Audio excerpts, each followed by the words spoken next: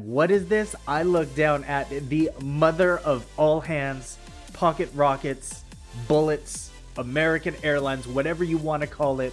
And guess what? There is an under the gun raise and +1 calls as well. I'm licking my lips, and when it folds to me, I 3-bet to 105. Today we are visiting Graton Casino, and there's going to be a theme to this vlog. Let's see if you can point it out. I'll give you a little hint. I get pretty frustrated, and the opening hand you just saw should help you figure it out, especially later in the video. Okay, let's see some hands and let's hit the vote. This video was created for entertainment purposes only. By no means am I a professional poker player. The following video is not intended to teach nor train, but rather to provide a look into my journey. Please gamble at your own risk. Okay, I know. King 9 is not normally on the list of premium hands, but when we pick it up in the cutoff and there's a weak limp under the gun, it's time to pounce. I raise it up to 25. There are a couple of folds, and the big blind and limper both call. So we're going 3 ways to a flop, which is queen, 4, 3 with a couple of hearts. They both check, and now I'm thinking we can take this pot down on the flop when it comes Broadway low. Yes, there are 2 hearts and a straight draw, but the limp under the gun tells me that this player probably is limping in with a lot of small to medium pocket pairs and some medium aces, possibly some weak Broadways. The big blind could have a tight defending range, but if he's defending with the same range that the limper has, then we can get this bet through a decent amount of the time. So I fire out a bet of 35. Big blind calls, and the limper folds. This is a little concerning now, but let's see what happens on the turn. The turn is a king. Wow. This is basically the exact card we were looking for. The big blind checks, and now I think we should size up, because if he has a queen, he might peel 1 more card and give up on the river, or he might be stubborn and call here thinking he's ahead with a hand like queen jack or queen 10. He might even have ace queen here, but that's also a 3-bet candidate, especially with my cutoff raise. Also, if he has a flush draw or a straight draw with some ace 5 or ace deuce combos, then he's going to be calling here as well. So I cut out $85 in chips, place them in front of me, and he doesn't think for that long, and he folds. All right, it is mystery hand time. I think you guys liked the format better last time when I showed my hand and you had to guess the opponent's hand, so we're going to do that same thing today. For new viewers, we will be going over a hand that I played, and I will keep the opponent's hand hidden until later in the video where we will reveal their hand. I will give you multiple choice options for you to guess what they have, and you can put those guesses in the comments below. Let's get it. I have pocket 3s in middle position, and it folds to me. I elect to raise to 15. This is kind of on the looser side of things, but I don't want to just open limp, and I don't feel like folding this hand pre-flop either. After the raise, the player to the left of me 3-bets me to 40. Seems like he just wants to isolate me since the raise was relatively small. It wasn't even 3x my bet. It gets folded around back to me, and of course I'm calling. It cost me 25 more, and he has a little less than 300 behind. This could be a fold most of the time since the implied odds aren't the greatest, but I'm not in the mood to fold. So I make the call, and we go to a flop heads up. The dealer puts out a board consisting of a 3, a deuce, and a 5 with 2 spades. Obviously, I'm super pumped that I flopped a set, and I'm ready to get some money in. I play inflow and check it to the pre-flop 3-better. He chooses to bet 65.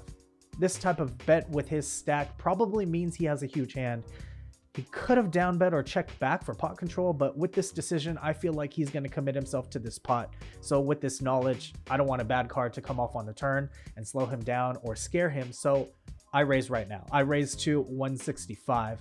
It's not a big amount, but like I said, he only had less than 300 going to the flop anyways. I don't want to blow him off of his hand, and he thinks for a bit and decides that he does want to go with it and jams the rest of his stack in. I snap call, and we go to a run out of the 10 of diamonds on the turn, and the river is the 8 of hearts. He has to show first, and he tables what? Does he have pocket jacks, ace king of spades, pocket aces, or pocket 10s? Place your guesses in the comments below, and we will revisit this hand later in the video and reveal what he showed. Let's see if you can put him on a hand. All right, this hand I play pretty bad, but I have a reason for playing bad on the flop. I don't have a reason for my horrible play on the turn. Let's just look at this hand. We look down at ace queen off, aka smoke, under the gun and raise to 15. The cutoff, button, small blind, and big blind all call. So 5 players want to see a community flop, and it is ace 9 deuce with 2 clubs. Small blind and big blind both check, and this is probably mistake number 1, but I check here. And the reason that I do is for pot control, as well as what I like to call lead manipulation. This is where normally the pre-flop raiser would bet with a hand as strong as mine, but I check since it's super multi-way. I know this is a pretty dry flop, except for clubs, and actually, if I had the queen of clubs, then I would probably continue the aggression here, but I will give up the lead and hope that somebody in late position takes it and thins the field for me. This way I can see all the action and make a decision based off of the plays before me. It's almost like getting free information. This play actually backfires on us and everybody checks. The turn is the 6 of diamonds. Small blind checks, and now the big blind fires out a bet of 30.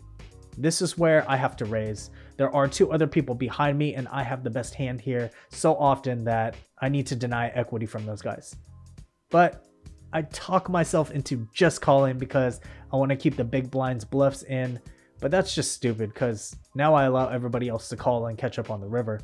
Luckily, nobody else calls, and we do go heads up to a river. It is the king of clubs. The big blind now fires out a bet of 50. Obviously, I have to at least call here. The front door flush came in, but he's probably not betting out clubs on the turn, especially into the field with only 1 card to come. He doesn't have ace king here since most of the time he's going to be putting in the 3-bet pre-flop, especially with all that dead money in there. His combos of 2 pair are likely only ace deuce unless they are suited. And then I can see him having ace 9 or ace 6 here. I wish I could raise this river. Even though my hand is super under-repped, he's not calling a river raise with ace jack or less. I just screwed myself by how I played on earlier streets, and this goes to prove that what you do on earlier streets sometimes hinders or handcuffs you on later streets, especially if you want to get more value. With all this said, I put in the call, and he shows ace jack off. I table the winner and try to completely erase this hand out of my mind. Couple of orbits go by and I am no longer thinking about the misplays. I am only thinking about what kind of shenanigans I can get into with 10-4 on the button. There are a couple of limpers ahead of me and I'm already in for 2, so I add 3 more and make the call. Small blind calls and big blind checks his option. So we're going 5 ways to a flop of 10, 6, 6. Doesn't look like anybody's interested in this pot, so when it gets checked to me, I bet 10. Only under the gun makes the call. I'm looking for a good turn card, and it is none other than another 10. I can bet and hope he has a hand to call me with, but what kind of hand will call here? Really only if he has a 10 or a 6 in his hand, but if I check, I can disguise my hand and maybe he might call off lighter on the river, so I choose the latter and check behind. The river peels off a deuce. This essentially locks up the hand for me unless the guy has quad 6s, which is highly unlikely. He checks again, and now I'm going to put out a bet that maybe looks a little bluff heavy. I size to 50, hoping that he calls with all ace high missed flush draws and possibly pocket 7s through 9s. Once the action is on him, he decides that he does not want to look me up and mucks his hand. Hey guys, I just want to take a moment to thank everybody who has subscribed to this channel. The KN Poker Squad just hit 2K subs recently, and I am truly grateful for each and every one of you. And for those of you who want to be a part of this journey that we're taking on, come on aboard. Smash that like button, click on subscribe, and drop some comments, and let's try to run it up together. Oh, also make sure to hit that notification bell so you can get the latest and greatest vlogs straight hot off the press. Now let's get back to the felt. One of the prettiest hands in the game of poker is ace king, and we find ourselves picking up this hand of the diamond variety in the small blind. There are a few limpers and the button raises to 25. A button range could be wide, and this player in particular has been splashing around a bit, so I don't respect his button raise at all. I want to take this pot down, so I 3-bet to 105. Big blind and under the gun fold, but under the gun +1 decides that after his limp, he still wants to see a flop. He puts in 105, and that gives the button the odds he's looking for to come along for the ride. The button calls, and now we go 3 ways to a flop, which is 10, 9, 3 with a couple of hearts. This is an absolute horrible flop for me. My range is pretty capped at having just an overpair here. These guys can have all the sets and super combo draws. I don't feel like bluffing into these guys when the pot is already bloated and I only have 2 backdoor draws with 2 overs out of position. The board is too dynamic for me to continue, so I check. +1 bets 120, the button calls, and I want to save my chips and live for another day, so I toss my cards into the mud. We pick up smoke for the second time today, and this time it is on the button in a straddled pot. Best position in the game, and with a Philhelmuth top 10 hand, I have no problem raising it to 30 when it gets folded to me.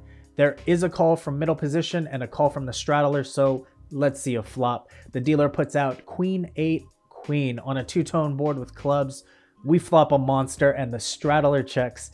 This board has some possibilities for a few draws from hands like combos of Jack 10, 10 9, and obviously all 2 club holdings, and I unblock clubs, which makes it more likely that they have clubs. And let's not forget, if one of them holds the case queen, we're going to be in great shape for potentially a huge pot. Straddler checks, and now I place a bet of 45, which is about half pot. Middle position folds, and we get the straddler to toss his 45 into the pot. We go heads up to a turn, which is the 9 of clubs. This is a pretty bad card for us. It completes the obvious front door club flush, but it also completes all Jack 10 combos and could be bad if he was peeling one off with pocket 9s. Luckily, we are in position and the straddler checks again. We are about 800 effective, and I could place a bet here and fold to a raise if he calls. I can reevaluate the river and possibly just check back if he checks into me on a bad river card. I'm thinking the lower variance route is best at this point, and I just check back. The river rolls off the 7 of diamonds. This, in all fairness, is actually a good card for us, and he checks a 3rd time. I think I need a bet here since he hasn't shown any aggression, and I have such a strong hand, I need to be placing a small value bet on the river. I'm not sure what came over me, but I decided to check as well and just table my hand. I think I got scared that he was going to check raise me, but these are spots that you need to take advantage of and get value to increase your hourly. The play here is to bet, and if I get value owned, then so be it. He just mucks his hand, and I table the winner with a little bit of frustration with the run out as well as my play. Would you guys have bet the river? I'm sure you would have. Okay, so this is the last hand before the mystery hand reveal. I look down at Queen Jack off under the gun. I raise to 15 and get 5 callers. This is definitely a loose raise, especially from up front, and now we're going to have to navigate cautiously since it's so multi-way. The flop is Queen Jack 5 with 2 hearts. Okay, no need to be scared anymore. This is where I need to fire out a bet and thin the field a little bit. I have a huge hand flopping top 2, but this is on a 2 Broadway and 2 heart board. I fire out a bet of 50, and well, no need to worry about a bad turn because everybody folds. How are these flops not getting any action? I guess I'm blocking all the value hands, but still, there should be a lot of drawing hands I could call here. This is super frustrating, and now I'm sure you can guess what the theme of the vlog is. It's hitting big hands, but not really getting paid off. This is one of the most frustrating things in poker. All right, I pump faked you guys. I actually do have one more hand before the mystery hand reveal. And what is this? I look down at the mother of all hands, pocket rockets, bullets, American Airlines, whatever you want to call it. It is the best hand pre-flop in No Limit Texas Hold'em, and we are in the big blind. And guess what? There is an under the gun raise and +1 calls as well. I'm licking my lips, and when it folds to me, I 3-bet to 105. Under the gun has about 500 and +1 has about 700 behind. I cover them both, and I'm ready to finally get the money in and get paid off. But do I really have to tell you guys what happened? Do I? You already know what it is. They both fold, and you know, I only play a few more hands after this, and I rack up my chips in frustration. Okay, mystery hand reveal time. Let's recap the hand and find out what he has. I have pocket 3s in middle position and it folds to me. I raise to 15. After the raise, the player to the left of me 3-bets to 40. It gets folded back to me and I make the call. We go heads up to a flop and the dealer puts out 5-3 deuce with 2 spades. It's a good flop for us. I check it to him. He chooses to bet 65. I check raise him to 165 and he wants to ship in the rest of his money. I think it's around 300 total. So we go to a run out, and the run out is the 10 of diamonds and the 8 of hearts. He tables his hand first, and what does he have? Does he have A, pocket jacks, B, ace king of spades, C, pocket aces, or D, pocket tens? The answer is B. He has ace king suited. I am able to avoid the gut shot and the flush draw to scoop this pot.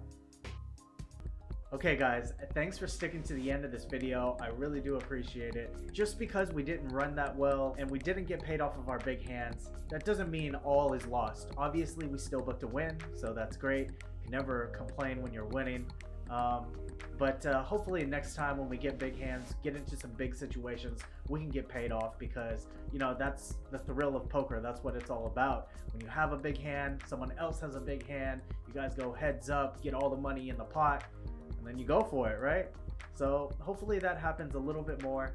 I do want to start uploading consistently and regularly as far as the days and the times that I upload. So I'm going to try to shoot for Tuesday mornings at 9 a.m. Pacific Standard Time. Hopefully that works for you guys. There are no guarantees.